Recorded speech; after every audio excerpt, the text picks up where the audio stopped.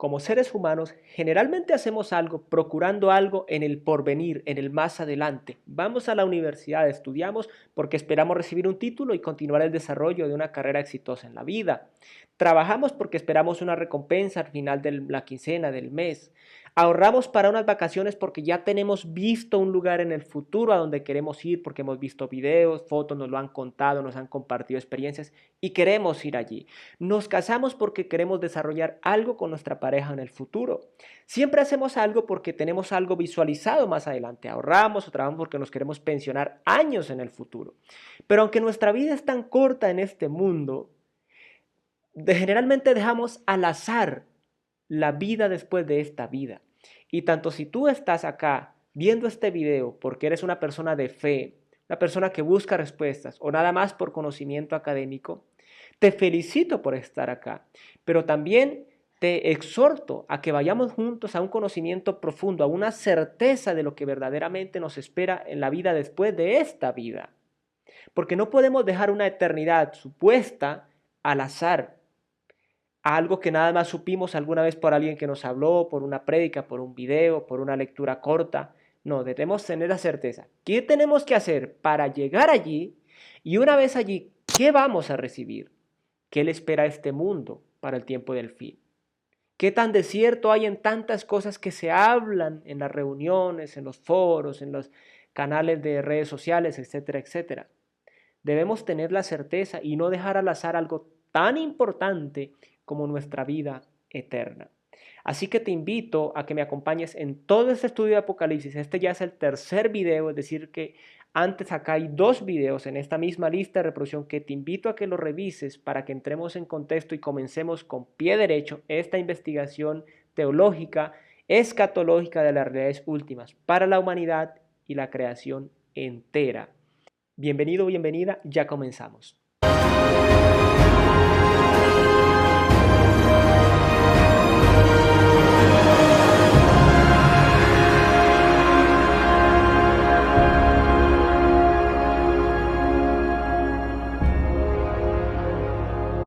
Es un gusto tenerles en este estudio que vamos a continuar hoy la clase 3 y vamos a estar hablando del segundo capítulo de Apocalipsis. Acá ya empieza a ponerse bastante interesante el estudio porque empezamos a entrar en materia, empezamos a entrar en temas escatológicos, interpretativos del texto. Como siempre vamos a usar las dos versiones, Nueva Traducción Viviente, Reina Valera del 60, y vamos a usar como principal Nueva Traducción Viviente porque es un lenguaje bastante más ameno, bastante más entendible, y lo que quiero con este video es que sea un video entendible para cualquier persona que pueda verlo, tanto una persona que está iniciando como una persona que ya tiene un conocimiento medio o un conocimiento avanzado en la doctrina bíblica.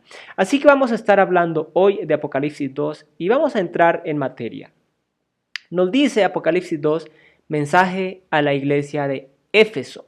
Recordemos que en el video anterior vimos que Apocalipsis es la revelación de Jesucristo y la revelación de la realidad del mundo y de las iglesias de aquel tiempo, que son estas 7 iglesias, las cuales iniciamos hoy el estudio con Éfeso.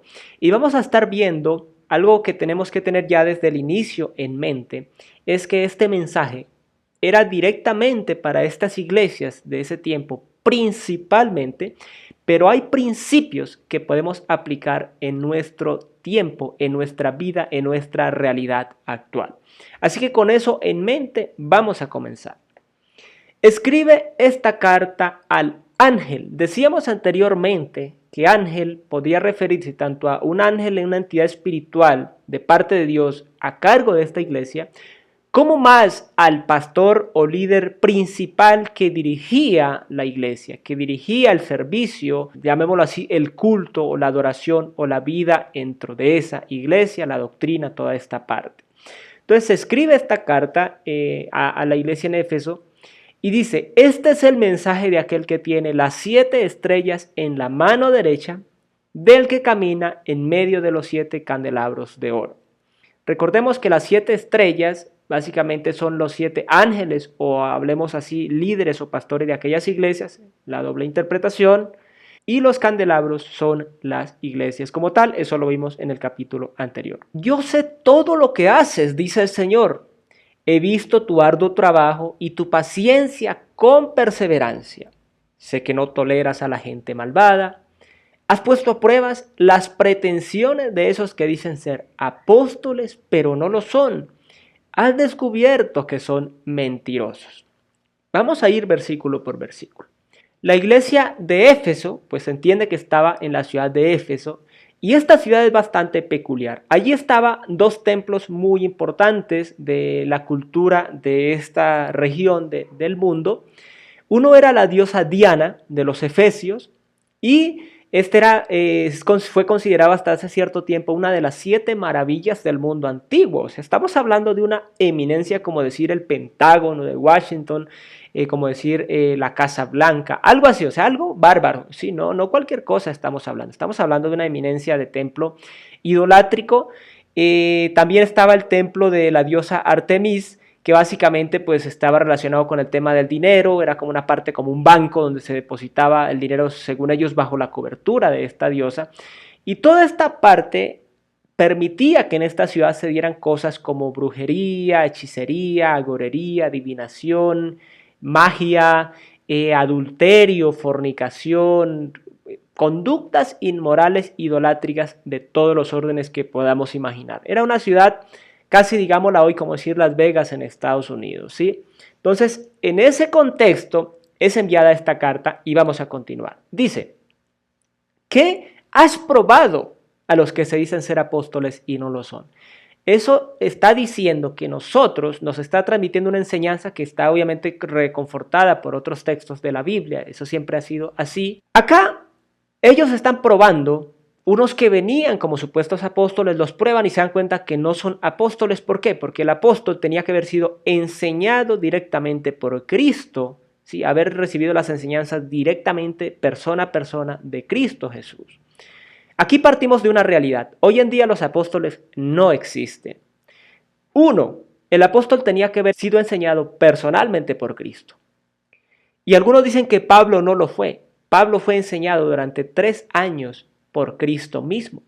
Por eso cuando él instituye y habla y sienta las bases, llamémoslo así, doctrinales de la Santa Cena o la Santa Comunión, él dice, yo enseño lo que recibí del Señor mismo.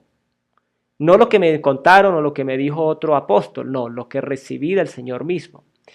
Y aquí voy a dejar en la parte inferior la cita para que tú puedas ir, porque si nos vamos de cita en cita, pues hacemos este estudio de horas y horas y no es la meta. Tú puedes ir y documentarte y leer que verdaderamente estamos hablando doctrina real aquí. Ahora, otro requisito de los apóstoles era tener básicamente todos los dones del Espíritu Santo. Hablar en lenguas, hacer milagros, don de ciencia, de discernimiento de espíritus, sanidades, etcétera, etcétera. Todos los dones del Espíritu Santo que se hablan en las citas que están apareciendo aquí abajo, tenían que tenerlos los apóstoles, ¿sí? Eso era algo único de ellos y algo que ellos necesitaban para sentar el fundamento de Cristo en todos los lugares a donde iban, porque generalmente iban tanto por persecución o por ministerio a muchas ciudades, a muchas regiones, como es el caso de Juan, que en este caso pues estaba muy lejos de su tierra natal por tema de lo que ya contamos en el capítulo anterior. Has sufrido por mi nombre con paciencia sin darte por vencido. Son cosas buenas. Si vemos acá, el Señor está hablando de cosas muy buenas de esta iglesia. Probaba a los falsos apóstoles, sufría con paciencia, tenía un trabajo arduo, ¿sí? Estaba haciendo la obra más o menos a lo que había sido enviado. Versículo 4. Pero tengo una queja en tu contra. Esto ya empieza a ponerse aquí crítico e interesante. No me amas a mí, ni se aman entre ustedes como al principio. Ojo acá, la Reina Valera nos dice acá en el versículo 4, nos dice, pero tengo contra ti que has dejado tu primer amor. Acá es más explícito en el texto original y quienes tengan dudas pueden ir a otras versiones, como por ejemplo la versión amplificada. Puedes ir a la YLT, la Young Literal Translation, que es básicamente la traducción literal de Young, que es literal lo que el texto está diciendo, y puedes confirmar esta parte. Vamos a entrar en contexto con el versículo 5. Mira hasta ¿dónde has caído? Vuélvete a mí y haz las obras que hacías al principio. Si no te arrepientes, vendré y quitaré tu candelabro de su lugar entre las iglesias. Y aquí nos está hablando algo muy importante. Mucha gente hoy en día se pregunta y dice, ay Dios santo, ¿de qué habré fallado yo? ¿En qué estaré cayendo? ¿Qué habrá pasado? Ojo, has dejado tu primer amor. Y hay una diferencia radical entre dejar y perder. Dejar es como yo dejo esta agenda acá, la dejo ahí y me voy. Sé dónde la dejé, porque no me interesa, a conciencia la dejé y sigo mi camino. Perderlo es diferente, yo la llevo conmigo y pum, se me cayó en el camino, no sé a dónde, no sé cuándo, no sé cómo, se me perdió, porque la perdí.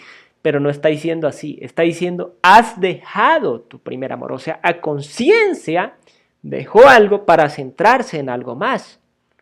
Y eso es muy normal en los seres humanos, dejar algo muy importante, algo relevante para centrarnos en cosas que no edifican. Centrarnos en el servicio en la iglesia en que me ocupo todo el día, en el servicio en que estoy en prédicas, en enseñanzas, en la alabanza, en el aseo, en todo esto. Y me olvido del amor con mi prójimo, de a los hermanos, de estar en esa armonía, en esa coidonía, en ese abrazo sincero, en esa oración unos por otros, en esa palabra de aliento, en esa enseñanza con amor devocional, en ese amor a Cristo Jesús, a Padre, Hijo y Espíritu Santo, en esa oración intercesora, en esa oración personal delante de Dios, donde yo me presento, le presento mi día al Señor. Señor, me siento así, te agradezco por esto, te pido por esto, te glorifico por esto, por aquello, todo esto, Señor, es obra tuya, Señor, necesito ayuda con esto, Señor, mira esto, todo, o sea, una relación íntima con Dios. Yo puedo dejar, y hoy en día, y siempre ha sido así, muchas personas pierden el enfoque de la prioridad que es Dios y nuestra relación con Él vertical para poder ir en horizontal, con el prójimo, con el servicio, con lo que tengamos que hacer. Primero es nuestra relación con Dios y segundo nuestra relación con nuestros semejantes, nuestra familia y tercero la congregación y toda esta parte. Eso siempre debe ser un orden y Dios es un Dios de orden, un Dios integral, un Dios que no cambia su doctrina. Entonces aquí nos está hablando de eso, de ese amor, de esa relación primera, de esa relación como de ese noviazgo, ¿no? De esa relación que es de amor, de darlo todo, de ese abandono en su voluntad, en su misericordia, en su gracia, en su amor, en su presencia. ¿Sí? Ojo con eso, porque eso nos enseña a nosotros. Si quizás nosotros hayamos dejado ese amor por centrarnos en labores triviales que pensamos que edifican y quizás sí, pero lo primero es a lo que Dios nos ha llamado. ¿Sí? Lo primero es nuestra relación con Él y después nuestra relación horizontal. Tengamos muy claro esa parte. Versículo 6. Pero tienes esto a tu favor. Odias las obras malvadas de los nicolaítas, al igual que yo. La Reina Valera dice, las cuales yo también aborrezco. ¿Quiénes eran los nicolaítas? Según se entiende, venían de Nicolás, uno que fue ordenado, básicamente servidor de la primera iglesia, y pues este empezó a enseñar, esto es una mezcla como entre gnosticismo y lo que se llama las obras de los nicolaítas, es básicamente lo mismo. ¿Qué indica? Que puedes vivir en desenfreno, que puedes andar en borracheras, en perversiones sexuales y todo esto, que el cuerpo es diferente al espíritu, entonces lo que haga el cuerpo no contamina al espíritu y viceversa. Y esas son herejías terribles. Vemos que Pedro las combatió, vemos que Judas las combatió, el medio hermano del Señor. Vemos que Juan los combatió en las cartas de Juan. ¿Sí? Y Pablo mismo las combatió en su carta a los Efesios y a los Corintios. Tenemos que tener cuidado porque esto puede pasar hoy en día, el gnosticismo, que básicamente significa eso, que las obras del espíritu no son vinculantes con el cuerpo y el cuerpo no es vinculante con el espíritu. Si se supone que nuestro cuerpo, por la palabra misma, es templo del espíritu del Dios viviente, ¿cómo podemos caer en semejante herejía? Esto ya más que una herejía vendría siendo una apostasía de la fe verdadera, porque con el conocimiento de la fe y de la enseñanza de la sana doctrina, se reniega de ella y se toman caminos que son terribles porque dice los cuales yo también aborrezco. ¿Te imaginas eso? Aborrezco eso que hacen. ¿Sí? Entonces, por consiguiente, esa persona está bajo juicio y condenación si no se arrepiente. Entonces acá vemos que los efesios estaban en contra de eso y eso estaba de una u otra manera bien. Sin embargo, dentro de ellos estaban los que practicaban tales cosas, por lo cual les instaba a que siguieran en ese mismo camino y rechazaran todo esto para que no tomara poder sobre la congregación. Versículo 7. Todo el que tenga oídos para oír debe escuchar al Espíritu y entender lo que Él dice a las iglesias. A todos los que salgan vencedores, les daré del fruto del árbol de la vida que está en el paraíso de Dios. La Reina Valera de 60 dice, el que tiene oído, oiga lo que el Espíritu dice a las iglesias. Al que venciere, le daré a comer del árbol de la vida. O sea, nosotros tenemos entendimiento, tenemos conocimiento de una u otra manera y tenemos discernimiento si el Espíritu de Dios mora en nosotros. Entonces debemos prestar oído a lo que nos está diciendo, prestar nuestros sentidos a lo que nos está diciendo y tomar lo que de ello nos sirve para nosotros y nos edifica. Y no simplemente pasar por encima y decir, no, es que esto es para esa iglesia de Éfeso, pero no para nosotros. No, también es vinculante para nosotros si hemos también caído del primer amor. Entonces, al escuchar y entender que sí hemos caído de ello, que hemos dejado ese primer amor, tenemos que volver allí en arrepentimiento delante de Dios, en conversión sincera y hacer las primeras obras, ¿sí? A todos los que salgan vencedores, los que han nacido de nuevo, los que no apostatan de la fe de Jesucristo. Porque quién es salvo o quién no es salvo, solo Dios lo sabe. Ningún ser humano puede decir, esta persona es salva o no es salva. Eso solamente lo hace aquel que tiene la arrogancia de tomar el lugar de Dios. El fruto del árbol de la vida es básicamente la salvación, la eternidad en su presencia, ¿sí? El paraíso de Dios. El paraíso de Dios es su misma presencia, o sea, el que venza, el que verdaderamente se mantenga en esa firmeza como testimonio público de su verdadero nuevo nacimiento en Cristo Jesús, pues obviamente va a heredar la eternidad y todo lo que ello implica. Bien, vamos al segundo mensaje, que es el mensaje a la iglesia de Esmirna. Y nos dice, escribe esta carta al ángel de la iglesia de Esmirna. Este es el mensaje de aquel que es el primero y el último, que estuvo muerto pero ahora vive. ¿De qué nos está hablando? Cristo es el primero, el postrero. Ha sido desde siempre y será hasta siempre. Y hay que tener cuidado porque muchos atacan de manera deliberada esta doctrina y están en peligro porque el que niega la eternidad de Cristo, la deidad de Cristo, está condenado de por sí. Nadie puede llegar a Dios si niega a Cristo, porque el que niega al Hijo, niega al Padre, y el que niega al Padre, niega al Hijo. Y hay que tener cuidado con esta falsa doctrina que se ha inculcado desde la primera iglesia, dentro de la iglesia de Jesucristo. Versículo 9. Yo sé de tu sufrimiento y tu pobreza, pero tú eres rico. Conozco la blasfemia de los que se te oponen. Dicen ser judíos, pero no lo son, porque su sinagoga le pertenece a Satanás. No tengas miedo de lo que estás a punto de sufrir. El diablo meterá a algunos de ustedes en la cárcel para ponerlos a prueba y sufrirán por 10 días. Pero si permaneces fiel, incluso cuando te enfrentes a la muerte, te daré la corona de la vida. El Señor Jesús conoce lo que estamos viviendo, Él lo sabe, totalmente lo sabe, lo que estamos pasando, lo que estamos sintiendo, lo que estamos pensando, lo que estás pensando realizar, lo que quieres lograr, tus metas, sueños, proyectos. Cristo lo sabe. Ahora, que estén o no en su voluntad es otra cuestión, es otra pregunta. Sí, eso es otro asunto. Ahora, aquí muestra que se le oponían los judíos, si se le oponían los judíos y blasfemaban. Porque obviamente negar a Cristo, negar al Espíritu Santo es una blasfemia, ¿sí? Entonces está acá, ¿sí? Y están ellos ahí oponiéndose, pero están en la casa de Satanás. O sea, el que se opone a Cristo está de parte de Satanás, ¿sí? Básicamente es lo que está queriendo decir acá. O sea, el que se te opone a ti, que estás en esa fe, en esa creencia, en esa doctrina bíblica mía, dice el Señor, pues está perteneciendo a Satanás porque está en mi contra. El que contra ti es, por lo cuanto tú estás en mí, está contra mí mismo. ¿sí? Como él mismo dijo, el que conmigo no recoge desparrama y el que no está conmigo contra mí es. Lo mismo los que estamos en Cristo, los que están contra nosotros, aunque piensen que están a favor de Dios, están contra Dios, porque estamos en Cristo Jesús, si verdaderamente hemos creído en Él y hemos nacido de nuevo. Entonces, conozco tu pobreza, o sea, físicamente puede haber pobreza, en el plano natural puede haber pobreza, pero eso no es lo importante. Lo importante es la riqueza interior, que obviamente tiene que manifestarse más adelante en el plano físico, porque a eso hemos sido llamados. Lo que hay en el interior tiene que salir al exterior. O sea, si yo soy salvo, hago obras de salvo.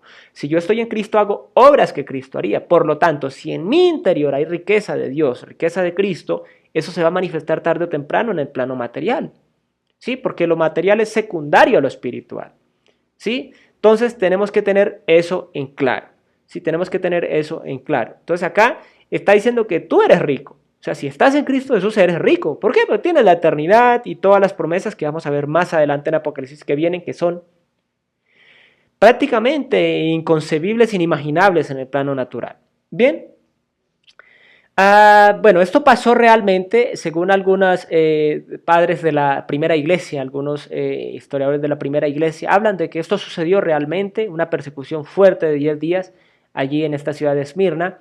Y pues hubieron algunos mártires, etcétera, pero pues aquí estaba ya la profecía advirtiendo, ¿no? No tengan miedo de lo que vaya a pasar, no tengan miedo, o sea, Satanás tiene el poder de matar el cuerpo, el ser humano tiene el poder de matar el cuerpo, pero no el alma no puede ni siquiera tocarla.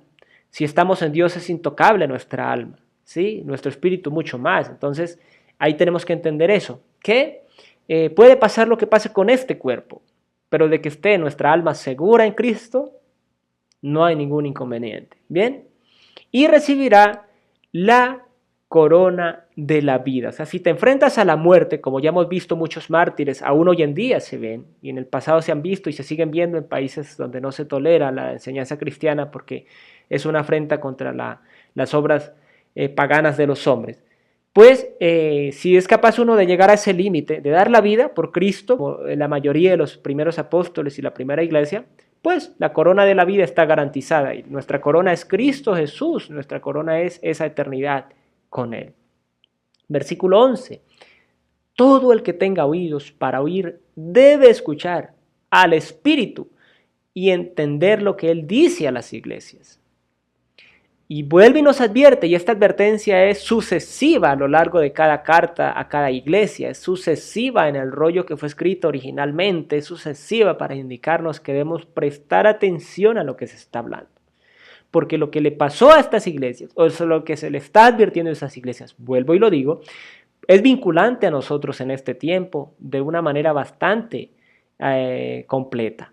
¿Sí? Entonces nosotros también estamos expuestos a riesgos de perder la vida, de ser encarcelados, de ser perseguidos, de ser tantas posibilidades por seguir el Evangelio de Cristo Jesús, pero tenemos que hacerlo como ellos. Si es preciso dar la vida, darla. De lo contrario, si por causa de esta vida, de conservar esta vida, apostatamos de la fe de Jesús, quiere decir que nunca fuimos salvos, nunca nacimos de nuevo. Estamos en la iglesia por conveniencia, por gusto, porque nos sentíamos bien, por no sentirnos solos, por calmar nuestra humanidad o lo que sea, pero nunca nacimos de nuevo. Los que salgan vencedores no sufrirán daño de la segunda muerte, que es la separación eterna de Dios, el castigo eterno. ¿Sí? La separación eterna de Dios es la segunda muerte. Entonces, el que venza, el que se mantenga firme, básicamente, en Cristo Jesús, no tiene ni de qué preocuparse de esa condenación eterna. Tercer mensaje. Mensaje a la iglesia de Pérgamo. Escribe esta carta al ángel de la iglesia de Pérgamo.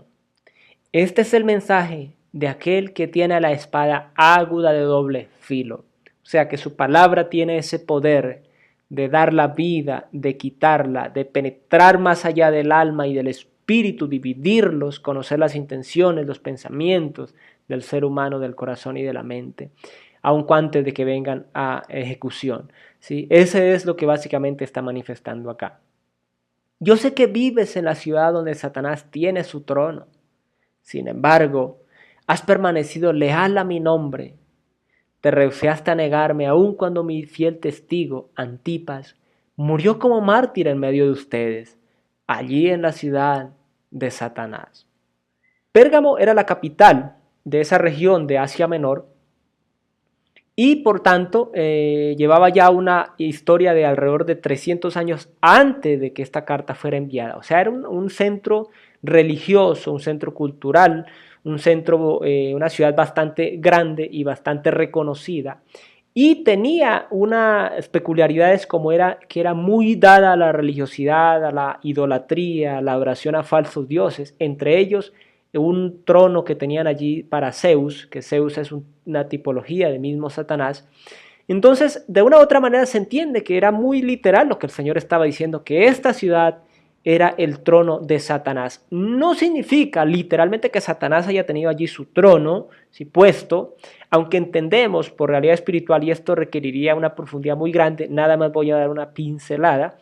Las regiones que han sido de una u otra manera centros de adoración religiosa o centros de adoración idolátrica o lugares de maldad, generalmente han sido entregados a principales potestades o dominios de las tinieblas que tienen un control o un derecho legal sobre esa región o sobre ese lugar. En Daniel lo vemos cuando el ángel tiene esta lucha contra el príncipe del reino de Persia. Es una entidad espiritual que estaba sobre el reino de Persia. No se sabe si directamente haya sido Satanás directamente o alguno de sus generales, alguno de sus comandantes, pero es una realidad que sobre las regiones, sobre los lugares, sobre los reinos, sobre las ciudades, sobre los montes que han sido usados, como ya dije, para temas de hechicería, para temas de brujería, de sacrificios y otros por el estilo, generalmente hay autoridades espirituales demoníacas en control porque les ha sido dado un derecho legal por el mismo hombre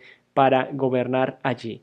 Entonces, aquí vemos esa realidad de una ciudad bastante pecadora, bastante sujeta a servidumbre, a las tinieblas, a la oscuridad, a prácticas oscuras, a prácticas desleales de Dios, y por eso se refiere como la ciudad donde está el trono de Satanás. Versículo 14. Pero tengo unas cuantas quejas en tu contra. ¿Toleras a algunos de entre ustedes que tienen la enseñanza de Balaam, quien le enseñó a Balac cómo hacer tropezar al pueblo de Israel? Les enseñó a pecar, incitándolos a comer alimentos ofrecidos a ídolos y a cometer pecado sexual. Balaam fue contratado por Balac en el Antiguo Testamento. Está esa cita y acá la voy a dejar si tú quieres ir a leer porque es bastante extenso el pasaje. Y Balaam era una persona que tenía el don de poder maldecir o bendecir y lo que él decía se cumplía. ¿Sí? Le había sido otorgada ese don de poder hacer eso. Entonces fue contratado por este rey Balac para que maldijera al pueblo de Israel y este rey Balac pudiera derrotarlos en batalla. Viene Balaam y el Señor no le permite maldecir al pueblo de Israel. Entonces, como no puede, hace 3 intentos, porque era un hombre que quería riquezas, y si Balac veía que él le cumplía, pues lo iba a honrar con riquezas, y estamos hablando, como decir hoy en día, millones de dólares, y oro, y plata, y piedras, pues o sea, va a dar riqueza considerable, que generalmente una persona que busque beneficios, pues va a caer de una vez tentada absolutamente. Y este era el caso de Balaam, que ambicionaba riquezas, que deseaba y que codiciaba riquezas, pues se le pareció fácil hacerlo. Hizo 3 intentos, Dios no le permitió maldecir, sino que profirió bendición sobre el pueblo de Israel, porque el pueblo de Israel era pues el pueblo de Dios, no podía ser maldecido. Entonces, básicamente, bueno, esto también aplica a nosotros como pueblo de Cristo, aunque profieran maldiciones contra nosotros, no cumplirán ninguna función, porque son como agua que cae en un cristal, simplemente resbala y no puede hacer nada. Bien, entonces acá vemos que en esta iglesia, sí, en esta iglesia de Pérgamo, sucedía algo similar. Había gente con esa doctrina de Balaam que lo que hizo al final, cuando vio que no pudo maldecir al pueblo de Israel, fue darle consejos a Balac, que le dijo, pues mira, como no vas a poder derrotarlos en batalla, yo no los puedo maldecir, te doy un consejo. No me des todo lo que me ibas a dar, pero dame una parte y yo te doy un consejo. ¿Cuáles son los consejos? Mira, pues como el pueblo está acá, delante de tu reino, en la llanura, pues envía mujeres de tu pueblo para que vayan y los seduzcan vestidas de manera atractiva atractiva, con alimentos, diles que bueno, que esto, aquello, ¿sí? Como que pervierte su cultura, ¿sí? Como hace Satanás de manera sutil, como la serpiente se mete y envenena la mente y el corazón y hace tropezar. Esto fue lo que aconsejó Balaam a Balac, y Balac lo puso en ejecución, y fue un pecado para el pueblo de Israel que le costó muchas vidas y mucho dolor y básicamente la ira de Dios sobre ellos en aquel momento a causa del consejo de Balaam. Entonces, hoy en día sucede, y en ese tiempo sucedía en la iglesia de Pérgamo, ya ha sucedido siempre, que hay personas que se inculcan dentro de la iglesia ataviados de vestiduras indecentes, mostrando aparente humildad, pero que es una humildad fingida, no del corazón, porque si hubiera humildad en el corazón no harían las prácticas que hacen en secreto, y incitan a pecar. Ah, no, no vayas hoy a la iglesia, no te preocupes, vámonos hoy a hacer una fiesta, vamos más bien a un cumpleaños, mañana tampoco vayas a la iglesia, ¿por qué haces allá metido? Parece ya parte del inventario de la iglesia, más bien vamos, ¿por qué no te tomas una cerveza? ¿Por qué no te tomas un trago de alcohol? Mira que estamos acá en esta fiesta, ¿por qué no bailas? ¿Quién dijo que bailar era pecado? Eso no le hagas, eso es el pastor, eso es la iglesia, eso son falsas enseñanzas, no, mire que David bailaba, mire que yo no sé qué más, venga, bailamos, un concierto, pero ¿qué de malo tiene un concierto? No, venga al concierto, y entonces va al concierto.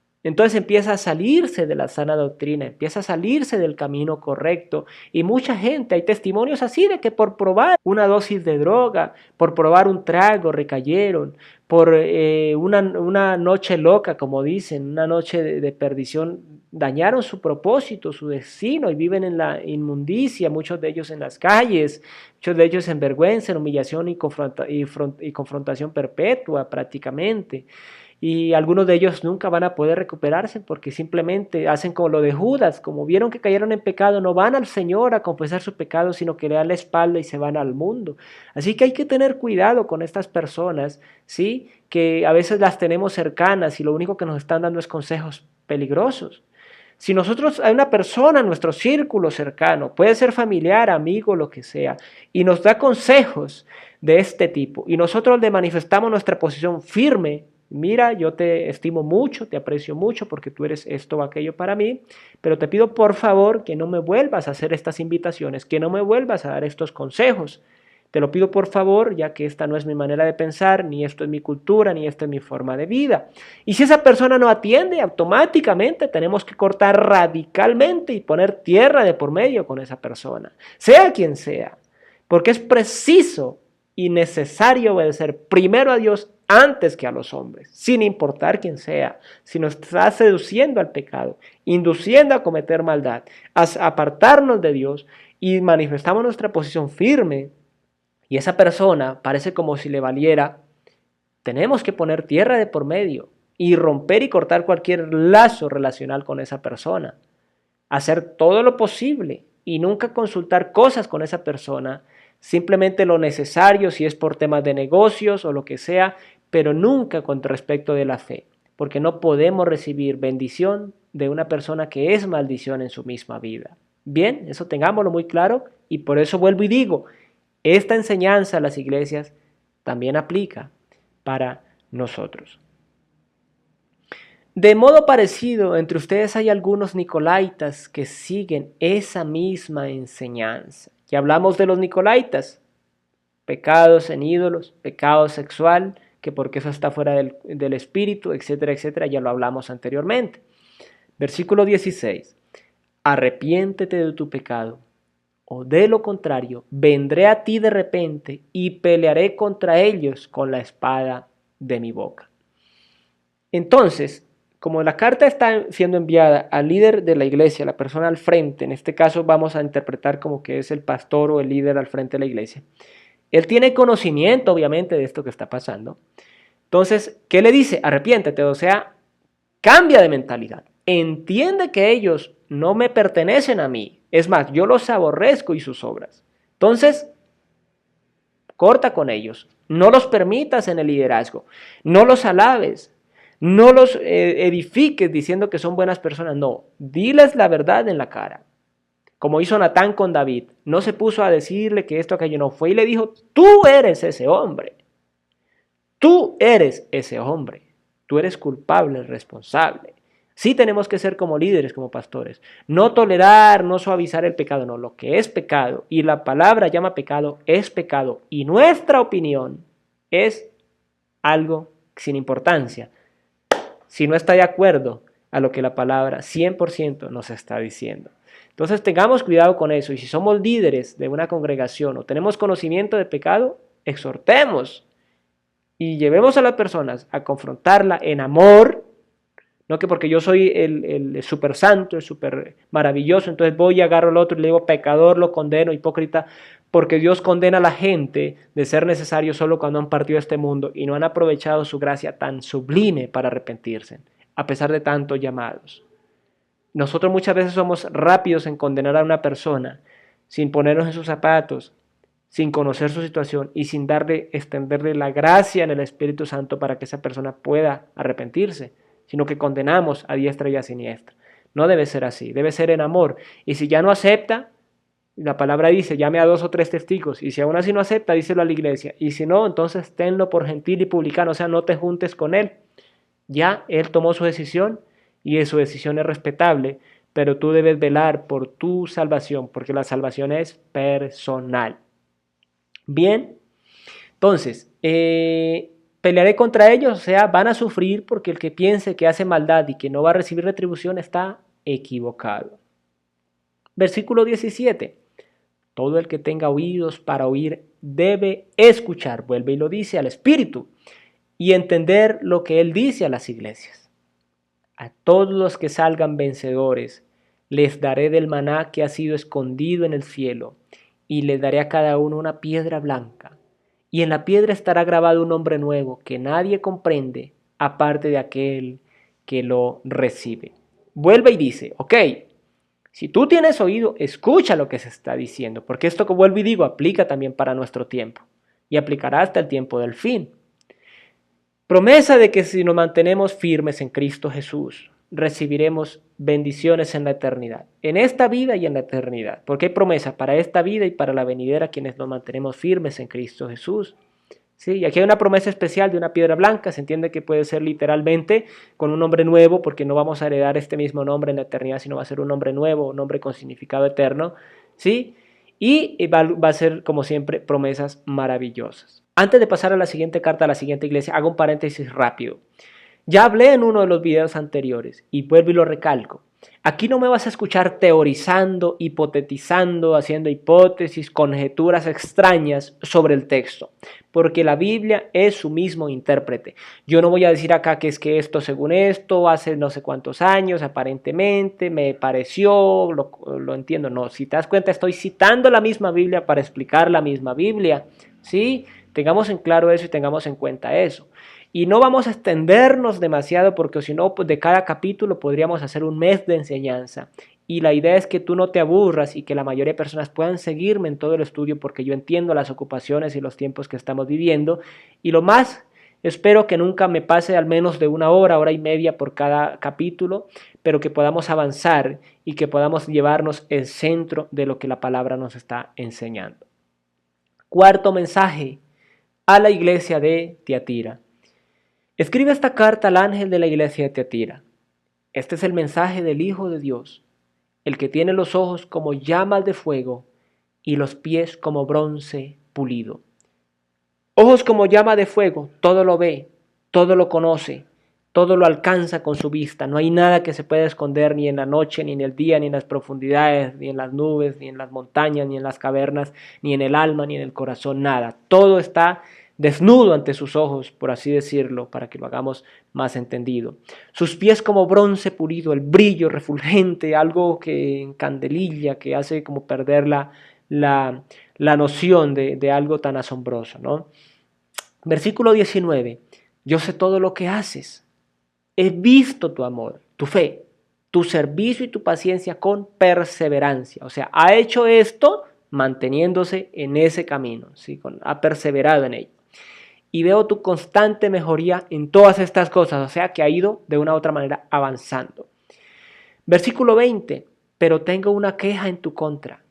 Permites que esa mujer, esa Jezabel que se llama a sí misma profetiza, Lleve a mis siervos por mal camino.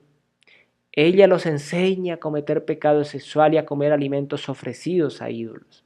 Entonces, aunque el líder, esa persona, y en esa iglesia, porque cuando el líder tolera, generalmente la iglesia también tolera, y ojo con eso, ve esto que está en avance, ¿no? Que el amor, que la fe, que el servicio, la paciencia se mantiene y está creciendo, ¿sí? Pero hay algo que tolera. Es como, por ejemplo, cuando uno sirve en la iglesia, ama al Señor, ama a los hermanos, predica la palabra, es maestro quizás, o hace lo que sea dentro del servicio de la iglesia. Pero hay algo que no se deshace de algo, que sabe que está mal. Por ejemplo, quiero servir y hago lo que puedo y voy y vengo pero no me he casado con mi cónyuge, estoy viviendo en unión libre. O estoy casado y voy a la iglesia y escucho la palabra y quizás enseño, sirvo en la puerta, no sé dónde más, sí, mi servicio, mi amor al prójimo, todo este tema. Pero no me he bautizado, no he cumplido ese voto público de bautismo. Ok, entonces estoy en desobediencia en algo. Y con Dios es todo o nada, ¿sí? Así de sencillo. Entonces acá vemos que él hace todo esto, o que esa iglesia estaba centrada en todo esto bueno, pero había una cosa que toleraba, que era que esta mujer Jezabel hiciera lo que hacían los anteriores, los nicolaitas y los que seguían la doctrina de Balaam, ¿sí? A cometer pecado sexual y a comer alimentos ofrecidos a los ídolos, pues en una ciudad, Tiatira también, el tema de culto pagano y todo esto, entonces ofrecían sacrificios a los ídolos, a Zeus, a la diosa Diana, la diosa no sé qué más, tantas posibilidades de dioses que han existido siempre en las ciudades politeístas o países politeístas. Entonces ofrecen sacrificios a ellos, van y sacrifican un cordero, un buey o lo que sea a esos dioses, a esos demonios. Y entonces dice, tú no tienes por qué abstenerte, o sea, no tienes por qué negarte, esto es comida, cómetela. Fue ofrecida a Dios Dionisio, a Dios Zeus, pero ¿qué le preocupa eso? Cómetela. Cuando tenemos conciencia y conocimiento de que ha sido sacrificio ofrecido a ídolos, a demonios, automáticamente por la conciencia y por la doctrina debemos abstenernos y renegar de ellos. En la más necesidad no podemos comerlos porque es que han sido ofrecidos a un demonio, a un ídolo, a algo que Dios aborrece. No podemos hacerlo, no podemos hacerlo. Pero esta persona o esta doctrina que se había infiltrado dentro de esta iglesia enseñaba eso. No te preocupes, tú puedes cometer pecado sexual, puedes cometer adulterio, fornicación, eso está aparte del espíritu, eso pertenece al cuerpo. El cuerpo va a morir y vuelve al polvo y tu espíritu se va con Dios y felices todos. Y puedes comer sacrificios ofrecidos a los ídolos, no te preocupes, eso está en el cuerpo. El Señor dijo que eso va a la letrina y que no sé qué más. Herejía, apostasía. Debemos tener cuidado con esos. Y ya lo hemos leído, el que tenga oídos para oír, oiga, el que tenga ojos para ver, leer, entienda lo que el texto nos está enseñando. Le di tiempo para que se arrepintiera, pero ella no quiere abandonar su inmoralidad. El Señor siempre da oportunidades.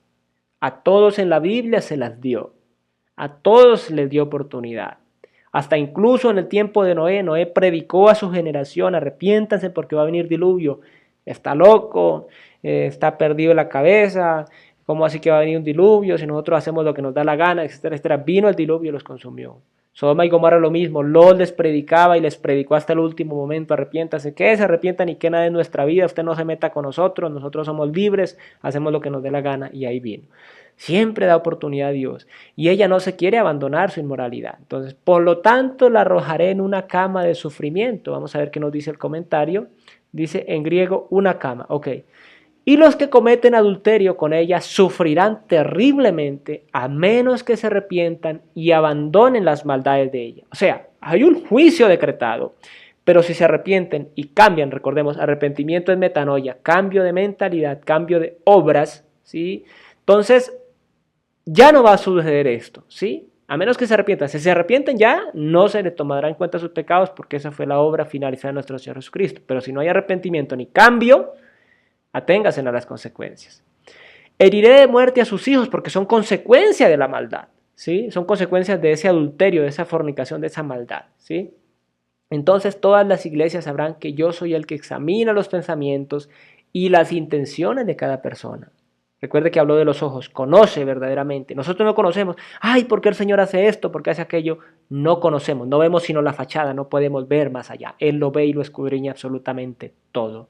Bien, le daré a cada uno de ustedes lo que se merezca, ¿sí? Lo que se merezca de acuerdo a sus obras porque no han querido arrepentirse. Versículo 24. Pero también tengo un mensaje para el resto de ustedes en Tiatira, los que no han seguido esa falsa enseñanza, verdades más profundas, como ellos la llaman, que en realidad son profundidades de Satanás. No les pediré nada más. O sea, continúen en el amor, continúen en la fe, en la paciencia, en la benignidad, en el servicio, creciendo en ello, en la oración, en la comunión unos con otros, en esa paz de Cristo. Continúen creciendo en ella, manténganse firmes y no les pido nada más. Si no les pido nada más. Es algo maravilloso. Solo que retengan con firmeza lo que tienen hasta que yo venga, como certeza y testimonio público de que verdaderamente han nacido de nuevo y no que solamente están allí, como ya dije, por conveniencia, por obligación o por X o Y. ¿Bien? Y vuelve y lo dice, a todos los que salgan vencedores, a todos los que se mantengan firmes en Cristo Jesús y me obedezcan hasta el final, les daré autoridad sobre las naciones. Y eso lo vamos a ver un poco más adelante. Gobernarán las naciones con vara de hierro y las harán pedazos como si fueran ollas de barro. ¿Sí? Es decir, gobernarán con ese poder, con esa autoridad de Cristo mismo. Tendrán la misma autoridad que yo recibí de mi Padre, ahí lo está explicando, y también les daré la estrella de la mañana. Todo el que tenga oídos para oír debe escuchar al Espíritu y entender lo que Él dice a las iglesias. Hemos llegado al final del capítulo 2 de Apocalipsis. Y hay muchísima teología acá, muchísima. Podríamos durar 3 horas en este video y no llegaríamos al final de esta doctrina, de este capítulo. Pero la columna vertebral, la base doctrinal, ya la tenemos. Y si tú ya tienes un conocimiento de una u otra manera bíblico, vas a afianzar mucho más tu fe por lo que hemos leído. Porque la fe viene por el oír la palabra de Dios, estudiar, escudriñar la palabra de Dios. Y acá nos está hablando nuevamente el Hijo Jesucristo y nos está manifestando que el Espíritu Santo es el que da esta enseñanza, el que revela este conocimiento, al que debemos escuchar nosotros. Él mismo lo dijo, no os dejaré solo, sino que os enviaré un consolador, el cual procede del Padre y de mí, para que esté con ustedes y les lleve a toda verdad, les revele toda verdad. Y eso es lo que está haciendo acá. Si nosotros con corazón sincero y humilde nos acercamos a la palabra de Dios, reconociendo que es el Espíritu Santo el inspirador original de la palabra y que Él es el que puede revelárnosla de manera sabia y sincera, vamos a recibir lo que Él quiere darnos, enseñarnos, revelarnos y vamos a ser edificados hasta el día de nuestro Señor Jesucristo. Una oración en esta hora que estás viendo este video. Padre, Señor, Dios Todopoderoso, en el nombre de tu amado Jesucristo y por la gracia y obra de tu Santo Espíritu en nuestras vidas, te agradezco por cada persona que me ha acompañado hasta aquí en este estudio de Apocalipsis y que me acompañarán hasta el final de este libro. Sea tu Santo Espíritu guiándonos a toda verdad, a toda correcta interpretación, a toda sana doctrina, en la piedad, en el amor y la justicia de Cristo Jesús. Señor, para que esta palabra estudiada sea escudriñada en verdad, en justicia, en rectitud, sea para edificación, para ser enseñada en el tiempo futuro de ser necesario, para ser usada en nuestro corazón por tu Santo Espíritu, para crecimiento, madurez y plenitud en esa bendita esperanza que tenemos. Bendigo cada vida en el nombre de mi Señor Jesucristo. Gracias, Padre, Hijo y Espíritu Santo. Amén. Gracias. Mario Rodríguez se despide y nos vemos en el siguiente video. Adiós.